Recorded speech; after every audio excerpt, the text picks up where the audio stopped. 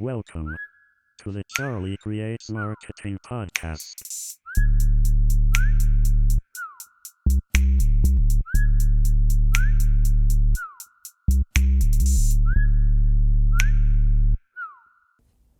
Hey, welcome to the Charlie Creates Marketing Podcast, where we help make your business significant through branding, marketing, and design. We help you reach more people, convert more leads, and change more lives.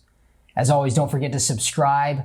I don't want you to miss an episode. We got a lot of fun stuff planned for the future. Don't want you to miss out. Today, we're going to be talking about how to create a story brand for your business. We're also going to look at a couple of brilliant ads, and we're going to create a cheap logo. I've got a very special guest with me today. He is the pastor of one of the top 100 fastest growing churches in America. He's also co-author of the book, When God Builds a Church. I consider him a very personal friend and mentor because he is, of course, my father. Everybody say hello to Rusty Russell. Thanks, Charlie. Thanks for having me on. Yeah, it's a pleasure. It's a pleasure for sure. First off, of course, we're going to watch some brilliant ads. Welcome to our ad agency. I'm Jerry Smith. Dad, you might remember this ad. I've heard you talk about it a couple of times. Let's take a look at this ad from 1989. Oh boy. It's an ad for Johnson baby shampoo. I got dirty an awful lot when I was little. What am I doing here? You know this. You're playing baseball. Yeah, that's right. It came Look at natural to that. get dirty. Johnson's baby shampoo has been great for my hair all through my life. It's strong. It makes my hair look clean. It makes my hair feel clean, and it's gentle. Look at this kid's hair. I think it looks good. Johnson's baby shampoo. That's so now sweet. also with conditioners for extra control. I shower 4 or 5 times a day. It's never made me cry. What? Johnson's for the life of your hair. What? Wait, go back. Okay, hold on. What's the line? I shower 4 or 5 times 4 or a day. 5 times a It's day. never made me 4 or cry. 5 times. Johnson's for the life of your hair. 4 or 5 times a day. I remember that ad, and I've joked about it. I've always been a big Oral Hershiser fan. He's Sure. a godly man and a great baseball player. Yes. But I remember him saying he showers showered 4 or 5 times a day. And I have spent the last 30 years of my life trying to figure out how somebody could shower that often. 4 or 5 times a day. Have you? What's your theory? What's your best theory? I'm assuming that in his career, he had to get up early. He probably showered one time as soon as he got up to kind of warm up his body. And then he went out and probably kind of worked out or something in the morning. Okay. And maybe he had to have a meeting for lunch or something, so he showered. He's got to shower again. After 2. that, okay. And then he had another workout in the afternoon. He had to shower. He had another because he's a baseball player. He's a baseball player, so he had to 3. shower before. Maybe he liked to shower before he actually went out to the field or something like that. So that's Right. 3. He's got to shower before he goes out Now to he's the field. dressed. Right. Now he's dressed, and he goes out and he plays baseball. And before he goes to bed that night, he's got to shower one more time. But that's 4. I can get to 4. And that's a lot of showers. I don't know how How do you get to would- the 5th? I've never figured that out. He works out in the afternoon after lunch and then showers before there's- playing baseball. There's probably 2 in there that you didn't really need to do, but how he got to 5, I don't know. I hope maybe someday I'll 5 get to meet him showers and a ask day. him. Hey, never I've made him always cry. wanted- 5 showers a day. 5 showers a day, and he never Never cried. made him cry. So That's do you think that's a good ad? Does it follow the story? What do you? That's about the best leading theory. Do you think did this ad help John? Like it got you? I guess it got your attention. Yeah. I mean, it was a good ad even without the line, but I only remember the line. Were a lot of people like talking about it? Like, how in the world does he shower? Oh no, I don't know if it was just me or if everybody. But I did do a little Google search a while back because you and I started talking about it, and I did find some others wondering how he could shower that often. So there was. They had to at least make you some stop and wonder and go, wait a minute, something different about this. Something's different about that. There's something different about this. Oh, does he have a shower fetish? Something's a little weird here. He's a very clean person. All right, now that was Johnson & Johnson actually obviously is still a successful company Yeah, today. absolutely. It probably did help them. I mean, the ad, even without that, probably would have helped them a little bit. But you got the little sweet thing with him and the kid. And everything. It was pretty sweet. Yeah. This next ad, we're gonna critique this next brilliant ad here. It's not. This one was not as successful of an ad. I want to see if you remember this right. ad. Let's play this ad here. What's the year? You have the year?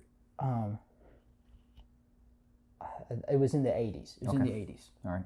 Let's take a look at this ad. Well, hello, Mr. D again. Our subject, Value Express combos at the Racks drive-thru. These tasty delights are priced in low, even dollar amounts, so there's no change. That's just grand, because Mr. Delicious just had some rather delicate surgery. Oh. If there's no change, he doesn't have to squirm so much to put it back in his pocket. Yeah. Does he? He just grabs his combo and drives ever so slowly over the speed bump. Tickety-dee. Yikes. You can eat here. That slogan, you can eat here. Eat here. What in the world? This did not help this company as well. Do you remember Racks drive-thru? No, that's and looking at the car. I think that probably is late '70s, early '80s. So I was still a kid. Oh, you're still a kid. You don't remember seeing that ad? I do not. I have no memory of that ad at all. Well, then maybe there's a reason. Why And even if at that age, I probably wouldn't have understood the delicate surgery anyway. Probably wouldn't have quite got the reference there. Good night. He can't put money in his pocket. That's what they're going for. Oh well, that's their target audience. That's target audience is men with men who delicate just have, surgery. yeah. I mean, how many people is that you're How many trying to people can feed, relate to that? You know, in a day. That's pretty sad. Where did you find that? I was just looking for brilliant ads, and I stumbled across that one. Needless to say, this ad did not. This ad did not do very well for them. No, yeah. And I think it's part of what led to their bankruptcy. I think there's a lot of things. What do you think the biggest failure was with that? Well, you got a lot of bad decisions. First of all, it's too small of a target audience. Right. And it's probably not even the target audience that's going to actually typically eat at that restaurant or eat fast food. It's too edgy and it's a little crass really, which is a lot of bad decisions there. Yeah, it doesn't tell the story that you want it to tell. Right. And I like that. What's the problem? The problem. I mean, as they're overcoming the obstacle. The obstacle is I can't put surgery. money in my pocket. I mean, it's just. I love their terrible. slogan was their You can eat mission here. thing. You can eat here. Yeah, that's not. Is that's that not really very clever. that's the obstacle you're helping people overcome? Yeah. Like I'm looking for I'm somewhere. looking someplace where I can eat there. Where I can eat there. Oh, here's one. This is new. I can eat eat here. here. Oh, it's a lot terrible. of bad decisions there. Yeah, if you have that StoryBrand kind of mindset in your head, you can pretty quickly realize why that's just a failure. Thanks. Our next segment here is cheap work. Cheap work. I got a request the other day from Matt, and he's trying to open a taco truck. All right. He's trying to open a taco truck, but he says he wants me to work for exposure. Exposure, and well, he was going to pay me $5. It's worth this. Is what he wants. He wants a $5 logo. Okay. But to be honest, $5 isn't really worth my time. But I wondered if maybe it's worth your time. Oh, great. And so All I right. thought we'd have a little fun here and see Okay. if Rusty my father can draw a logo worth $5 for Matt's. Are you serious? Matt's Great, Dave. taco. For Truck. Matt's Taco. Okay. Matt's taco truck. So okay. Let's see if we can set this up here.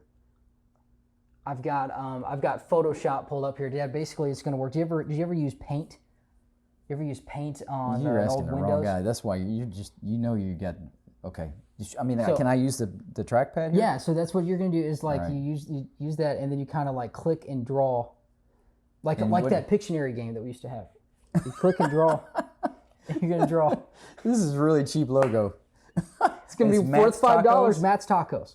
Matt's Tacos. Yes. Good night. Let's see how this goes. Well, I would probably try to draw a taco. Here we go. He's trying to be so careful. Remember, this is only worth $5. Look at that. It's got all the toppings there. Look at that detail. Man, he's got all kinds of detail right there. Now. Oh, good night. That's a taco right there. Can I put like Matt's here or something like that? You can feel free to be as creative as you like. What if I can't? What if I mess up? It's worth $5. I think he's gonna get his money's worth. It's like a little kid did it. Oh, this is terrible. There you go. What's that? Is that an? What's that It's on the supposed end? to be Mats. Mats with an S. Is that supposed to be an S there on the end? Yeah. Mats.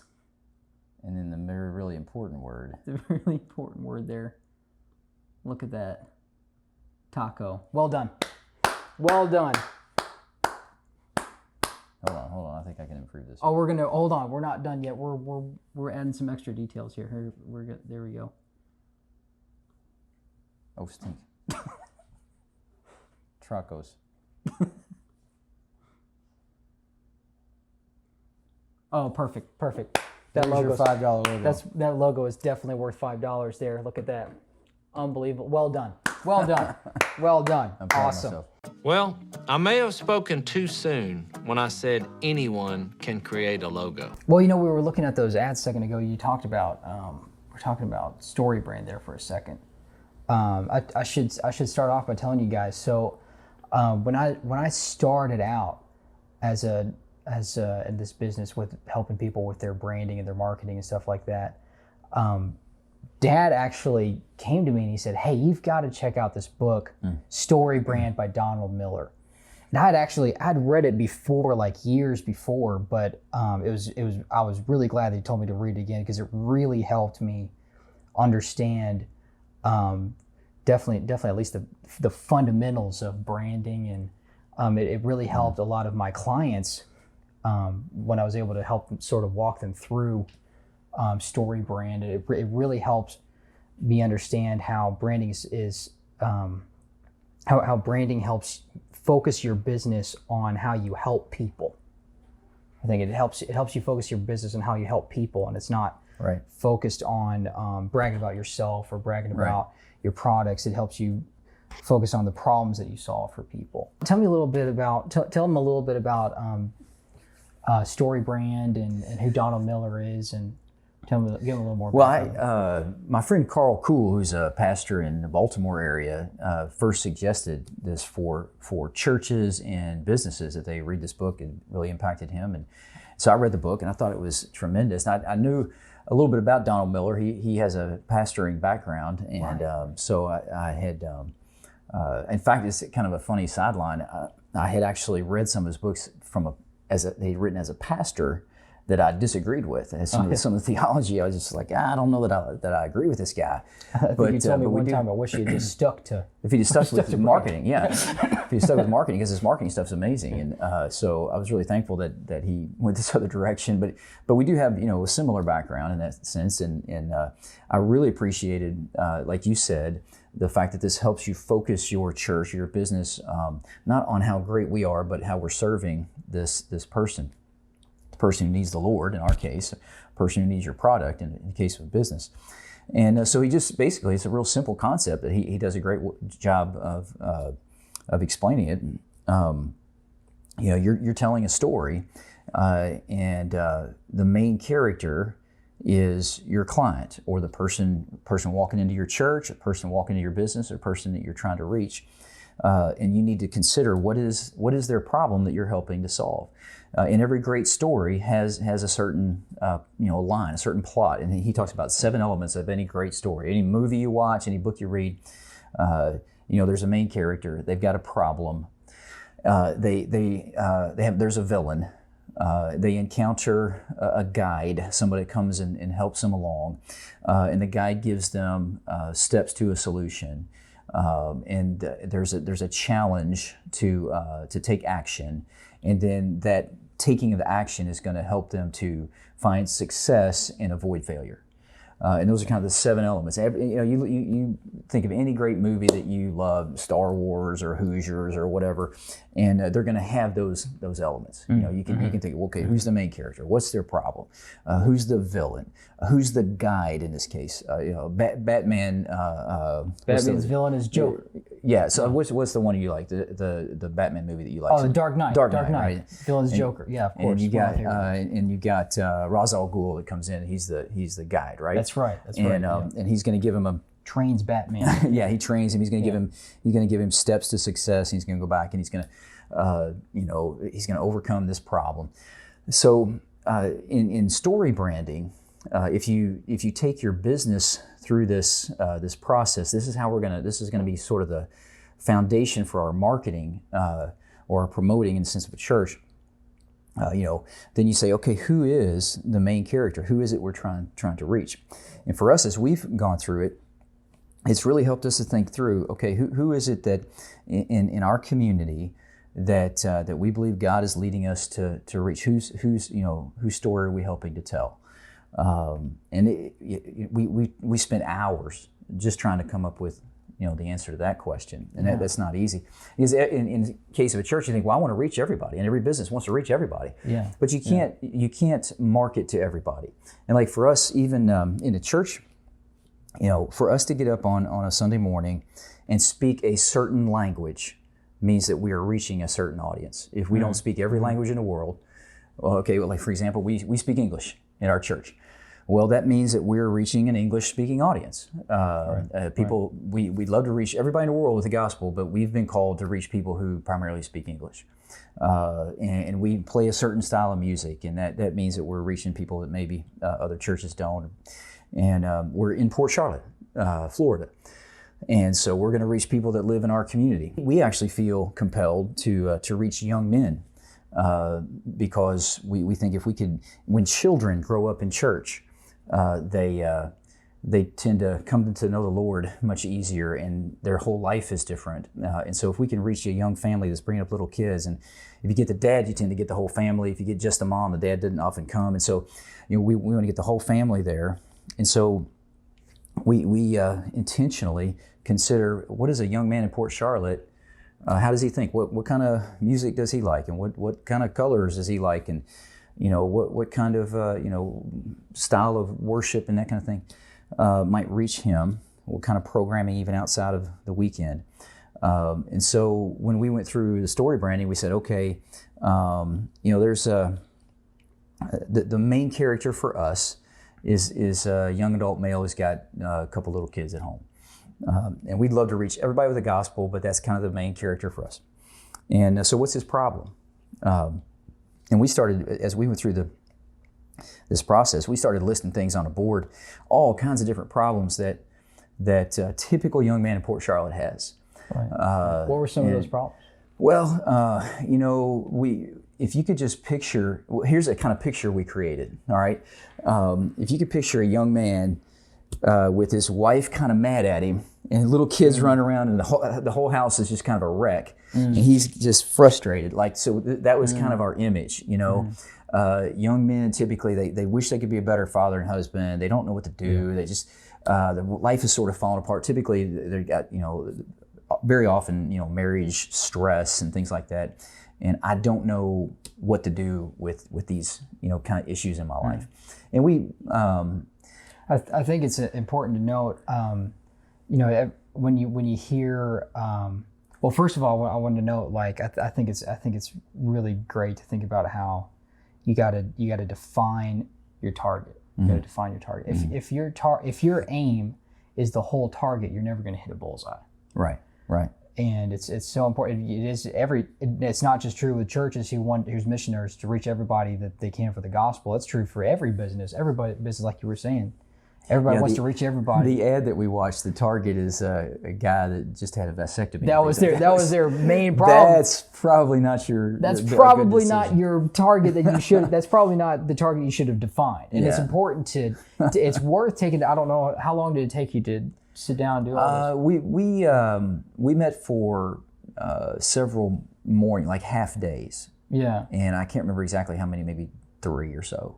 And then we paused, and COVID kind of interrupted some of our process. Oh, and sure. We're just getting ready to restart. It took you a while, but it was worth it. It's worth it to really make sure you define it well. We had probably 6 or 7 key people in the room. Going through this process. And but you got to define your hero. So want to define this is our hero. Is. There's only one hero in the story. Now, Donald Miller talks about kind of 3 levels of problems, which I think is helpful as you go through this process. There's the external problem, there's internal problem, philosophical problem, and it's really important to think through those. They're all internal. So he focuses on the internal problems, right? Yeah. I'm sorry, not all of them. There's external, and then there's internal problems. And then philosophical is important to note, I think, because he sort of, when you talk about a villain, we don't naturally think of these things. Like when we picture a villain, we think of the Joker on The Dark Knight. But but I think most of actually, occasionally there are real people villains. It's pretty rare. You could be a lawyer or something, and maybe your villain really is a real person. But most of the time, when we're talking about villains in branding, we're talking about kind of more like obstacles. Would you say that's yeah? I mean, for us in the church, it's pretty easy because problems or obstacles. You know, I mean, the Bible tells us that we have three villains against us: the world, the flesh, and the devil. And so we've always got the devil. You know, as a villain, he really wants to push you toward. In our case, for example, the world, the flesh, and the devil all confuse this young man, and the devil himself wants to push him toward being frustrated and all this. But what Donna Miller talks about is typically we try to solve the external problem, and we don't really get to the internal and philosophical problem. So you got to think a little bit deeper about this. Like you think about like like you were just talking about, it's easy to think like, oh well, he has a problem with a nagging wife, but you don't. But if you dive further, you go, well, wait a minute, maybe his real problem, the reason that his wife is nagging at him is because. It's because she's got reason to be upset with him. Right. There's some internal reasons why. And there's the devil attacking him. We help him He's fight been the devil. absent. He's not been loving. He's getting too distracted. He doesn't really know how to be a dad and a husband, and so he's feeling these failures. So the nagging wife is maybe an external thing. The family that you see frustrated and out of control, but those are external things. What you got to deal with is what is he feeling, and really what's the philosophical issue. The philosophical issue, usually it begins with something there. There should be blank. And so in this case, there should be something out there that could help me be a good husband and father. That's really what there should be. A way to a pathway, and so that's where the church comes in. We're going to try to be. Step, sorry to interrupt you, but this step you're talking about how I think you did say this earlier, but Donald Miller makes a big deal about how your business's role in the story is the guide. Everybody wants to think that they're the hero. Yeah. Everybody naturally sees themselves the hero of the story, but really, if you want to be successful, you want to make the people that you're trying to reach the hero of the story, because we see things that way. Right. You want to set yourself up as the guy in the story. We're here to help you. You named Ra's al Ghul earlier, or another example might be like Yoda in Star Wars, or even Mary Poppins in the classic movie Mary Poppins, right? If you're thinking of a more feminine example, but in each one of those examples, and some of those are these classic stories. In each one of those examples, the guide transforms them in a inner sense. And we think about Ra's al Ghul trains Batman to have these ninja skills. Well, also Ra's al Ghul helps Bruce Wayne see how he can deal with his parents, the trauma from his parents. He trains him to deal with those things by seeking justice. Yoda helps transform Luke Skywalker, and not just into this fighting machine Jedi, but there's these inner things about being a Jedi, this inner peace and sort of weird whatever that comes along with being a Jedi, that he has to sort of train him how to understand these inner conflicts that he has in his soul. Mary Poppins doesn't just help watch the Banks, take care of the Banks kids. She transforms the Banks. She doesn't just even transform the kids. She transforms the father, the whole family, the father especially, into being a fun-loving family that learns how to have fun. Yeah. And that's sort of your job as the guide in the story. You're the guide. Yeah. Tell us how you worked it out with your church. How does New Day help transform people to help them conquer some of those? Yeah, I mean, first of all, I think it's easy for the church, and any business should think this way, but the church is easy because we really are, we know we're here to help people and not just to make money or whatever. And now, one of the things that's unique about us is we actually want to kind of guide them to the ultimate guide, Jesus our Lord, and the Word of God is the Holy Spirit is a guide.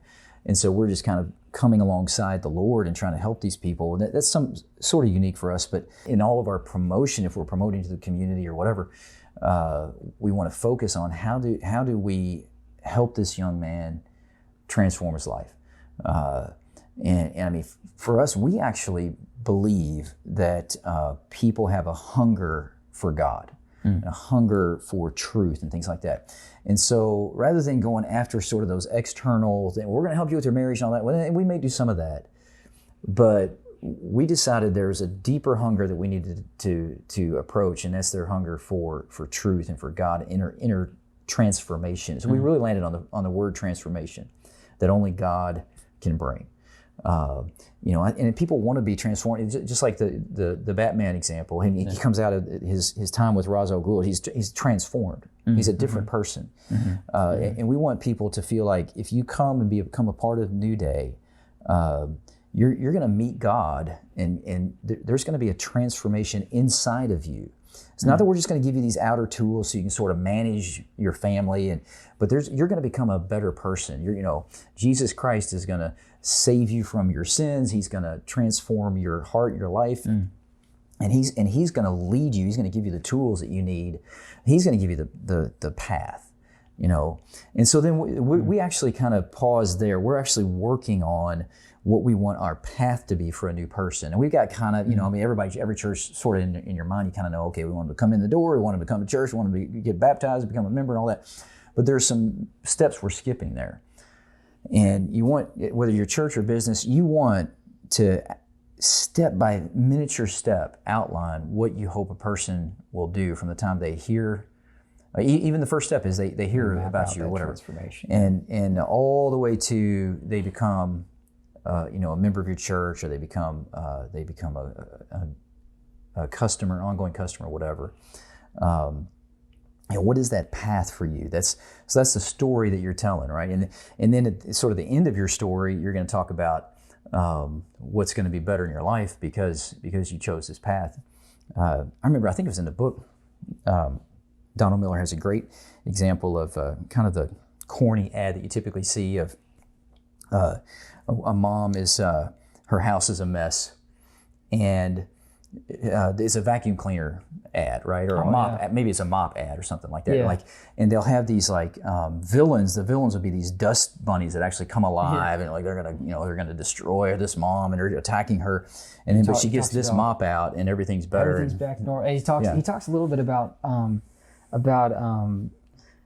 sort of exaggerating the villain sometimes. Like it's actually really cool how these dust bunnies that are alive and moving around. It's sort of they're able to sort of exaggerate that a little bit. Do you have you had to think through with your like promotional materials and things, like do you try to like maybe exaggerate's not the right word, but do you try to like focus on the conflict? Like how can we really draw out this conflict? Like you've got kids running around real wild or something? Or yeah, we haven't quite figured that part out yet. Stuff you're honest. Still working through. We're still working on that. But one of the reasons it's been so transformational for me is to go down a similar parallel path here.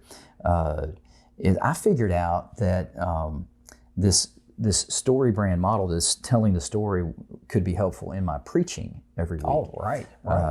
So I began probably a year or so more ago to craft my sermons using these 7 elements.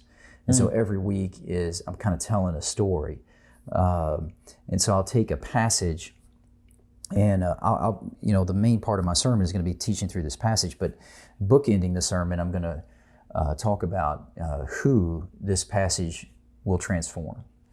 A couple weeks ago, probably the easiest example is when we do a graduate recognition day once a year.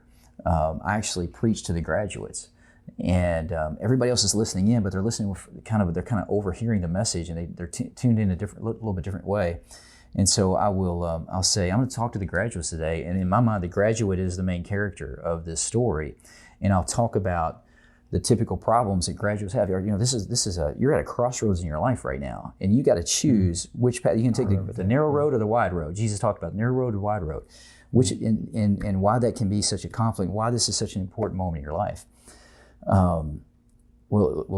Here's a guide for us. The Bible, is our guide. The Holy Spirit is our guide. And let me tell you what the Bible says about which path you ought to choose. And then I'll teach through the steps, basically come right out of the Scripture. And if you'll choose the right path, your life will be full of peace and joy and fulfillment. And if you don't, it's going to be a wreck, And that I've tried to kind of keep that image almost every week. I tend to use that StoryBrand. I have a place in my office. I have that on the wall. I have the 7 elements on the wall. And, so I've got the main body is going to be the steps. And that's going to be probably 2/3 of the sermon. But the beginning and the end are all, helping you understand. So I think it's a whole lot easier to follow the logic of my sermon if in the beginning you sense, okay, here's why this message is important, who's going to be transformed by this message. Oh, that's great. That's great. If you're like me, you might have a bad memory. Could remind us what are the 7 steps? Okay, so you got every great story has 7 elements. Yeah. Right. You got a hero or main character. You've got he's got a problem. Right. And the problem, if you could do 2 A, B, and C, he's got an external problem that everybody sees right off, but there's an internal problem and a philosophical problem as well. So there's the problem, and then there's a villain trying to keep him, destroy him or keep him in this terrible place of problem.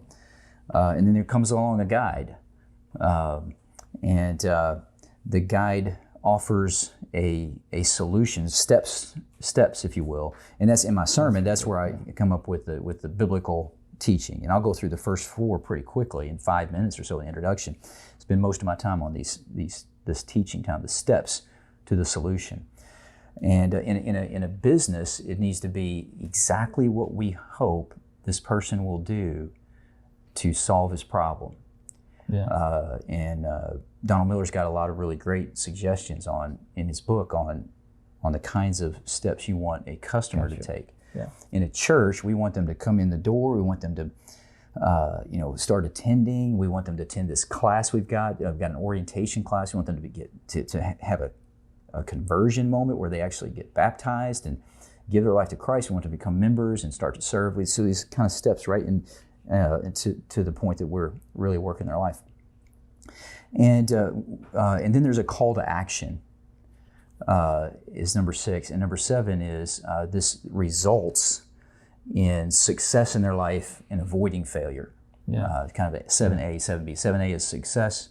You list kind of what's going to happen if you do these things. Tell us about the call to action. What's that look like for New Day?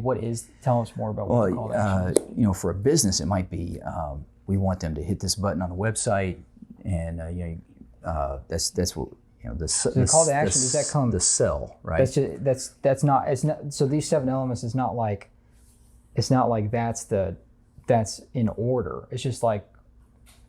Because do they have to do the call to action? They typically do come in some sort of in that order, but that wouldn't necessarily have to in a story, right? You're telling a story, and they typically sort of do kind of appear in that order, but there needs to be a call to action for the person who is the main character. And this can, if it's a business or client. From Instagram, it's the call to actions usually like follow me or click the link in my bio. It's the buy now button. Click the link in my bio, or if you're an e-commerce, you click buy now or download now or some weird thing like that. What does call to action look like for a church? Well, we're like I said, we're still working on that, but it's probably going to be attend this class or something like that. But we actually would like to have some sort of a buy now button on our website that we don't have yet. We're still working through the process. So what is our buy now button? And maybe it's an article they could read, or that would help them solve some of their initial problems in their family. Maybe it's or like get baptized now. Yeah, get baptized now. Get baptized now. Sign up for baptism, something like that. Yeah, exactly.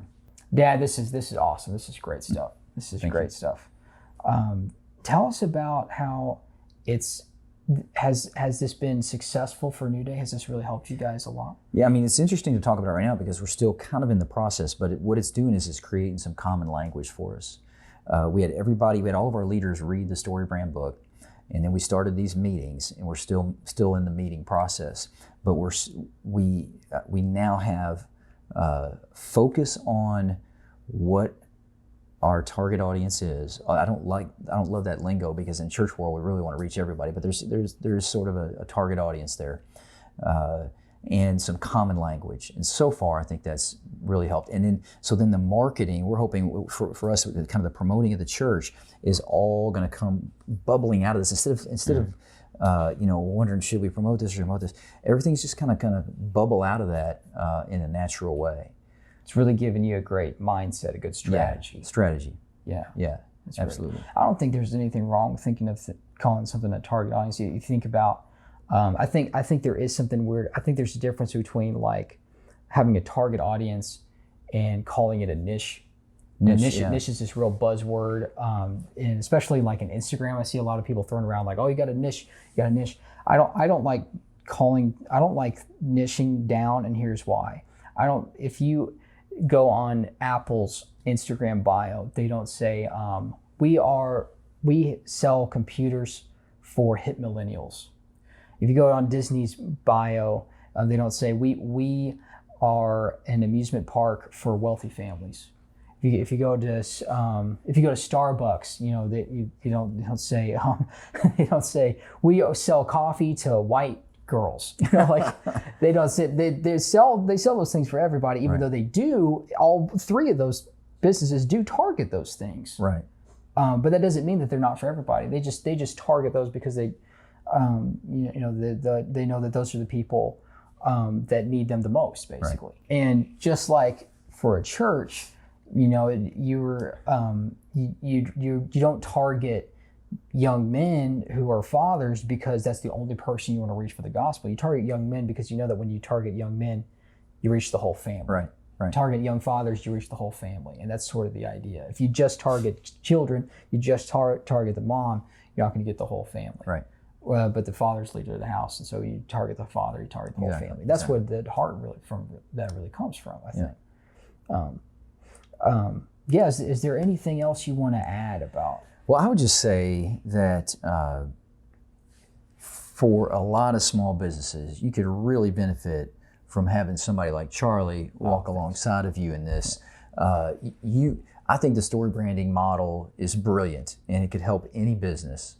It's such a great tool to have somebody with a marketing kind of mindset that understands story branding.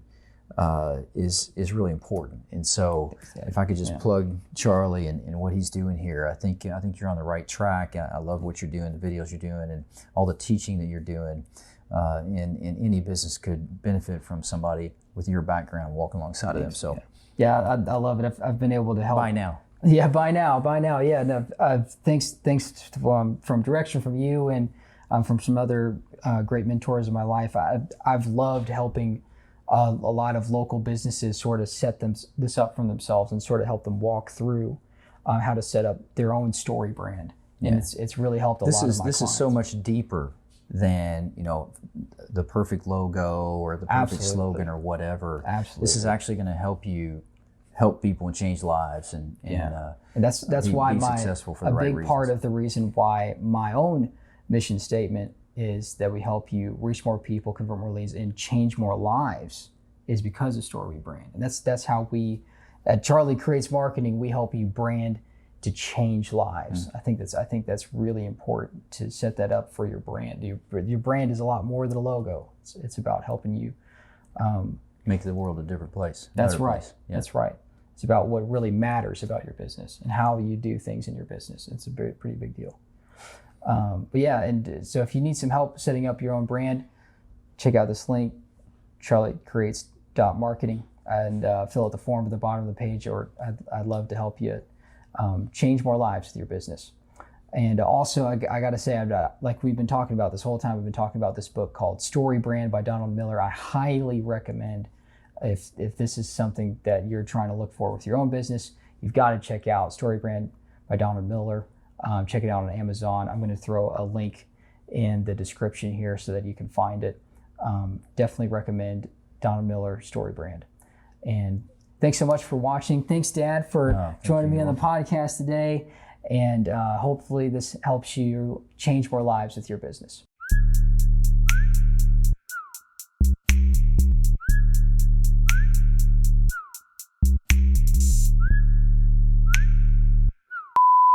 Right. And just like with a church. Sorry. It's all right. It's all Can right. you cut that out there? Yeah, we can cut it. We can cut it. It's okay. It's okay. I was trying all to right. tell you that I had to sneeze so bad. Okay. It's okay. I don't know. I got okay. something. Here, about back breathing on me. something. Back on me. It's all right. Here, well, I'll wait for you to catch your breath. It's all good. Put that in there. Oh my goodness. Hold on. I'm not done. All right. Good. Oh, that was really rough.